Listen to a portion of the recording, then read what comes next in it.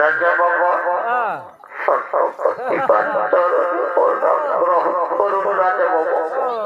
রাজা বাবা বলুন দেখি আমাকে কি জন্য ডেকেছেন?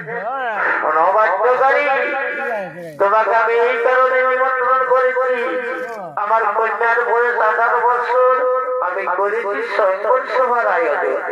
তো তুমি যাও তাড়াতাড়ি সারা পৃথিবীতে যত রাজা ব্রাহ্মণ বৈষ্ণব 36 কোটি জাতি আছে তুমি সবাই করো নিমন্ত্রণ।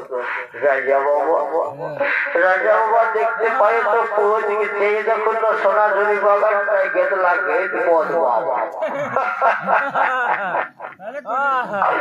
নিমন্ত্রণ পাল্টা তবে হাজির করবো কালিন্দি মন্দিরে যাবো, একটু চুয়ান দিলে আমার ভালো দেব বাচ্যকারী দেব। তুমি মনের আনন্দ নিমন্ত্রণ বার্তা হাসিল করো, পুনরায় তোমাকে আমার কন্যাদানের পরে তোমার সব পাওনা আমি একেবারে মেটে দেবো বাচ্যকারী।